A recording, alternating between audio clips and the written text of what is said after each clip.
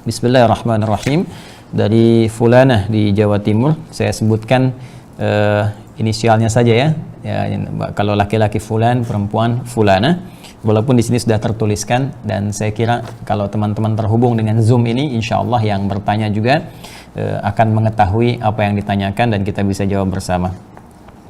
Pertanyaannya, Waalaikumsalam warahmatullahi wabarakatuh. Saya kalaupun nggak ada Assalamualaikum, saya tetap jawab ya. Untuk kita biasakan. Mohon arahan, banyak ayat-ayat yang mirip antara satu surah dengan surah yang lain, sehingga seringkali nyambung ke surah yang lain. Bagaimana mengatasinya? Baik, ada dua hal teman-teman sekalian yang terdapat di dalam Al-Quran saat kita berinteraksi, baik membacanya, murajaah, ataupun menelaah isi Al-Quran. Yang kedua, ada yang mirip seperti yang disampaikan, ya. Kemudian yang keduanya ada yang serupa persis. Jadi yang pertama itu mirip itu mungkin awalnya sama tapi akhirnya bisa berbeda, ya. Seperti misalnya di Al-Baqarah ayat ke-40 ya, dengan ke-47 itu. Ya Bani Israil adhkuru ni'mati allati an'amtu 'alaikum wa aufu bi'ahdi ufi bi'ahdikum wa iyaya farhabun. Yang 47, ya Bani Israil adhkuru ni'mati allati an'amtu 'alaikum wa anni faddaltukum 'alal 'alamin. Ya, juga nanti di penghujung juz yang pertamanya ketemu lagi yang sama lagi dengan yang ayat 47. Nah, kemudian ada yang mirip-mirip misalnya. Ya, kalau kemarin di juz amma kita ambil surah ke-87 misalnya ya, yang Al-A'la.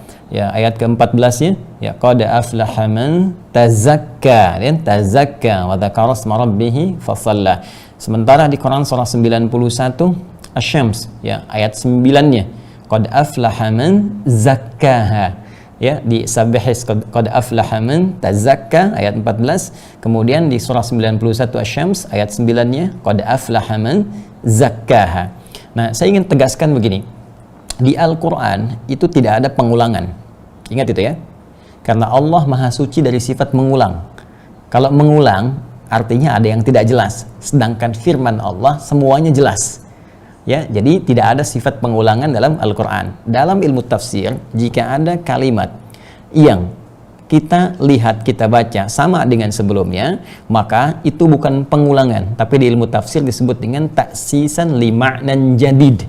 Ya, taksisan li ma'nan jadid, bahwa ada makna yang baru yang berbeda dengan sebelumnya walaupun kalimatnya serupa. Ya, seperti saya katakan begini. Saya bisa saja mendapatkan bisa ular itu. Ya, saya bisa saja mendapatkan bisa ular itu. Bisa yang pertama dengan yang kedua beda kan? Saya bisa saja dalam arti dapat mendapatkan bisa ular itu. Bisa yang kedua racun, ya kan? Nah, jadi terlihat diksinya sama, katanya serupa, bisa dengan bisa, tapi maknanya berbeda. Ya, jelas ya? Banyak mata-mata yang sakit di tempat ini. Banyak mata-mata yang sakit di tempat ini. Ternyata mereka suka memata-matai orang lain. Jadi mata-mata satu dengan mata-mata yang kedua, walaupun sama-sama mata bisa berbeda makna. Itu yang disebut taksis li ma'nan jadid. Katanya seakan serupa diksinya, tapi sesungguhnya membangun makna yang berbeda. Dan hikmahnya, inilah kasih Allah untuk memudahkan kita menghafal Al-Quran. Jadi sebetulnya kalau ada kata-kata yang mirip, kata-kata yang bahkan serupa lafadznya gitu kan, walaupun maknanya nanti bisa berbeda dalam konteksnya, itu sesungguhnya rahmat Allah untuk memudahkan kita menghafal. Ya, silahkan teman-teman cek ketika kita menghafal Al-Quran. Ya, alif lam mim ada berapa coba? Ya? Ya. Kemudian alif lam ra ada berapa kali disebutkan? Ya, ha mim, kan? Ada berapa kali disebutkan? Bukankah dengan kita menghafal di satu surah saja, satu ayat ini, kesananya akan lebih mudah lagi dan memberikan semangat pada kita, motivasi seakan-akan kita menghafal seperti yang semula. Ya, coba lihat ketika Anda menghafal Al-Baqarah. Ya, ayat pertamanya alif lam mim. Nah, sekarang masuk ke Ali Imran, ya, surah yang ketiga. Ayat pertamanya apa? Alif lam mim. Tuh, suasana itu ketika satu alif lam mim masuk Ali Imran alif lam mim lagi, itu secara psikologis memberikan semangat, dorongan kepada kita untuk menghafal Ali Imran seperti kita menghatamkan Al-Baqarah. Ya. Bahkan nanti ketika masuk ayat 2, Allahu la ilaha illa huwal hayyul qayyum. Bukankah itu serupa dengan Al-Baqarah yang 255? Cuman yang 255 lebih panjang kan? Allahu la ilaha illa huwal hayyul qayyum. Ya, la ta'khudhuhu sinatun wa la naum. Ya kan? Nah, itu memberikan dorongan. Bahkan kalau kita lihat ini di antara mukjizat Al-Qur'an ketika dibuka lagi misalnya lembar yang halaman 6 kan, lembar yang keduanya di Al-Baqarah setelah ulaika ala hudan mir rabbihim wa ulaika humul muflihun, paling kanan sebelah atas ayat ke-6, innalladzina kafaru sawaun, ya, innalladzina kafaru sawaun alaihim, dan seterusnya ayat. Silahkan ketika Anda buka Ali Imran sebaliknya ayat 10-nya itu sama persis dibuka dengan innalladzina kafaru lagi. Jadi bagaimana Allah menyiapkan kelapangan dalam jiwa kita dan kekuatan di pikiran kita ketika akan masuk kepada surah yang baru, ya, muncul diksi-diksi yang mirip dengan sebelumnya, seakan-akan mengondisikan keadaan kita untuk semangat lagi menghafal seperti halnya surah-surah sebelumnya.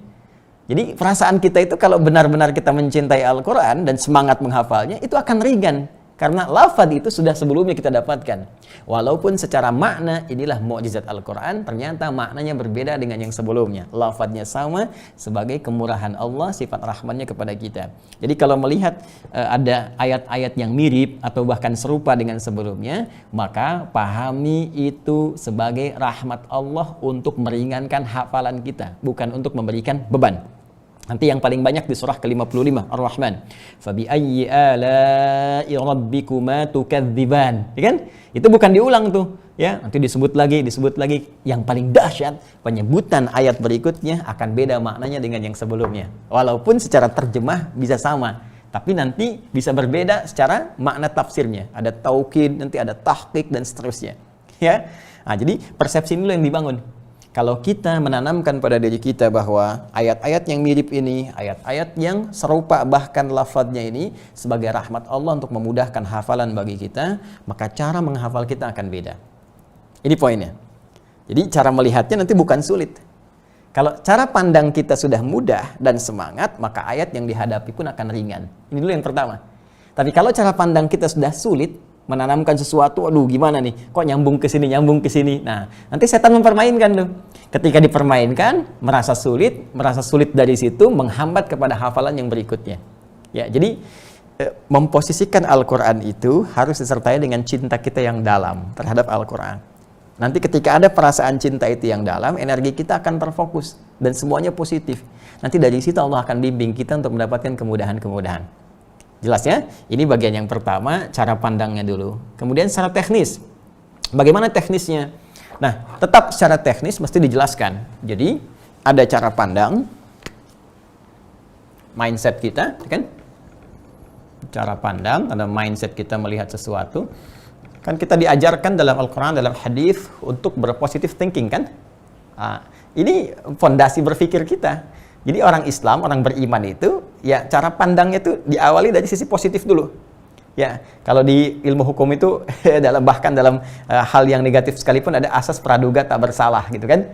Nah, kalau ditarik ke dalam dunia keislaman, memandang sesuatu ada husnudzan kepada Allah. Ya, untuk mencari hikmah, ada apa di balik itu. Jadi kalau kita selalu menatap dalam hal yang positif, itu feedbacknya kepada kita, hati akan lapang, pikirannya tenang, dan mengambil sikapnya akan bijak. Ya, itu poinnya. Ya, karena itu cara pandang kita ketika menghafal Al-Quran dan menemukan ayat-ayat yang mirip atau bahkan kalimatnya serupa. Saya tidak bicara makna ya, kalimatnya atau lafaznya serupa, maka pandanglah ini sebagai rahmat Allah, kan? Untuk memudahkan hafalan kita, ya, dan meringankannya. Masya Allah, teman-teman terbayang nggak kalau semua lafaz Al-Quran semuanya beda, nggak ada yang sama satupun. Betapa beratnya kita untuk menghafal itu, ya. Tapi ketika disebutkan di Al-Baqarah 40 misalnya kan, ya bani Israil dzkuru ni'mati allati an'amtu 'alaikum. Misal kan? Baik, kemudian 47 disebutkan lagi, itu keadaan jiwa kita itu akan naik semangat lagi.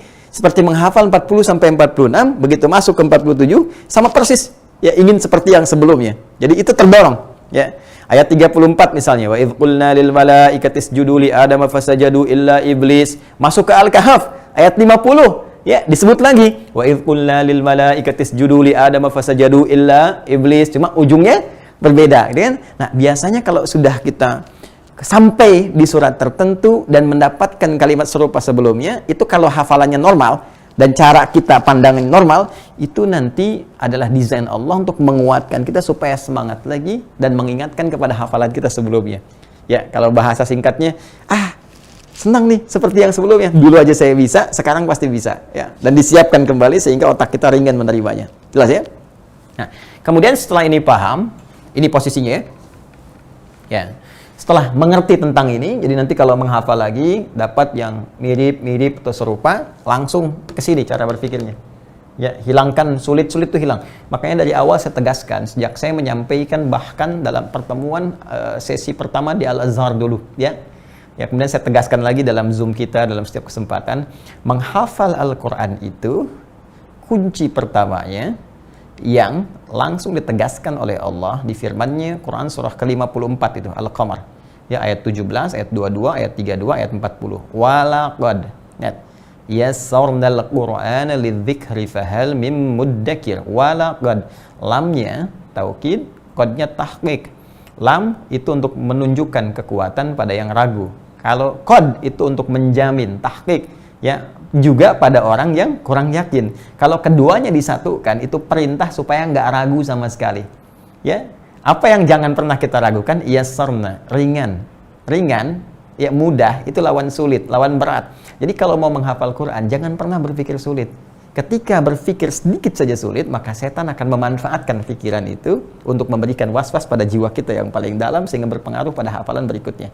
Jadi kalau menemukan hafalan, ya, ayat atau kalimat tertentu yang kita rasakan, ada mandek, langsung di pikiran kita, mudah. Insya Allah mudah. Inna ma'al usri yusra, inna ma'al usri yusra, mudah. Allah yang jamin kok. Saya cuma ikhtiar, nanti Allah yang akan mudahkan. Jelas ya? Dan kadang-kadang kita dituntut untuk mengulang itu bukan karena lambat cara hafalan kita, tapi lebih karena Allah ingin memberikan banyak pahala. Itu rumusnya. Bukankah setiap satu huruf 10, ya? Jadi kalau kita sedang mengulang, cara pandang kita, rahmat Allah, insya Allah ada pahalanya, itu lebih ringan. Ya. Kemudian secara teknisnya, ini satu, ya, secara teknisnya, untuk membantu juga kemudahan menghafalnya, selain cara pandang tadi, teman-teman bisa langsung keluarkan. Kalau saya misal begini, ya, kemarin kan juz amma ya, ambil ayat 87, ya, surah 87, surah Al-A'la. Kemudian dengan surah 91 Asy-Syams. Ya. Ini ayat 14. Tolong diluruskan kalau keliru. Yang ini ayat 9. Ya. Yang ini qad aflaha man tazakka. Oke. Yang ini qad aflaha man zakkaha. Gini. Ya. Ini qad aflaha man tazakka, ini qad aflaha man zakkaha. Ini sama qad aflaha, ini sama qad aflaha. Ini sama man, ini sama man. Cuma ujungnya beda, ini tazakka, ini zakkaha. Bagaimana secara teknis bisa cepat kita menguasai itu? Paling gampang, ada setidaknya dua cara, ya. Cara pertama, biasanya yang saya lakukan adalah melihat suratnya. Jelas? Lalu lihat ujungnya. Nih. Oh, kalau Al-A'la itu tazakka. Jelas? Kalau Asy-Syams itu zakkaha. Jadi sudah terbayang begitu masuk kita surat Al-A'la pasti tazakka. Ya, Al-A'la tazakka. Qad aflaha man tazakka wa dzakara isma rabbih fa shalla. Jelas? Nah, begitu masuk Asy-Syams, ya, wasyamsi wa duhaha Masuk ayat ke-9, qad aflaha man zakkaha. Karena asyams ini ujungnya. Ya. Sama dengan an-nazi'at misalnya dengan abasa. Ya, fa idza ja'atit tammatul kubra. Ya, fa idza ja'atis sakhah. Ya, tammatul kubra an-nazi'at. Sakhah abasa. Ya, seperti itu rumusnya. Kalau beda surat, kalau beda beda ayat. Ya, kalau beda ayat, ya tinggal dikeluarkan saja ayatnya ayat berapa. Ya, seperti Al-Baqarah misalnya, ya kalau kita ke juz 1, Quran surah kedua, Al-Baqarah. Ya, Al-Baqarah. Ayat 40 dengan 47, beda ujungnya. Ya, sama-sama depannya. Ya Bani Israil dzkuru ni'mati allati an'amtu 'alaikum wa aufu. Ya, ini 40. Wa aufu bi'ahdi ufi bi'ahdikum wa iyaya farhabun. Ya Bani Israil dzkuru ni'mati allati an'amtu 'alaikum wa anni faddaltukum 'alal 'alamin. Faddaltukum 'alal 'alamin. 47. Di satu surah yang sama. Bagaimana cara kita mudah untuk mengetahui ini? Sederhana. Lihat aja nomornya. Ya, terus urutkan mana yang paling duluan. Ya, yang paling duluan kan 40 kan? Ya, setelah itu 47 kan? Nah, maka kalau baca Al-Baqarah, kalau Anda bacanya mau ke 40 yang paling duluan, maka ujungnya tutup wa iyaya farhabun. Ya, setelah itu nanti bacakan yang setelahnya ya wa anni faddaltukum 'alal 'alamin. Jadi sederhana sebetulnya. Sama persis nanti basirum bima ya'maluna basir misalnya. Gampang tinggal dilihat ayat mana yang duluan. Apakah yang duluan basirum bima ya'malun atau bima ta'maluna basir atau bima ya'maluna basir? Mana yang paling duluan? Jadi lihat urutannya, begitu Anda mendapati urutan pertama ini akan lebih mudah. Ya. Dan biasanya sebagian kawan menuliskan itu mengeluarkan. Ya, misalnya dia sedang menghafal juz pertama misalnya. Terus ayat-ayat yang miripnya dikeluarin. Ya, ayat berapa saja yang mirip misalnya kan? 1, 2, 3. Ini yang pertama nomor berapa nih? Sekian. Ini nomor berapa? Sekian. Nomor berapa? Sekian. Mana yang paling duluan? Oh, berarti kalau paling duluan, ini ujungnya ini. Yang tengah-tengah, ini. Yang belakang, paling belakang, ini. Nah, nanti akan terasa. Karena kalau Anda baca ayat, nggak mungkin ayat yang menuju ke sini ada di sini. Ya, misal, ayat 40 dengan 47. Kalau Anda baca 37, fatalaqqa Adamu min rabbihi kalimatin fataba alaihi, kan nggak mungkin lompat ke sini. Ya, pasti Anda akan lewat 38, 39, langsung ke 40. Ya, ayat 47 ini kan dia dahulu 45, 46.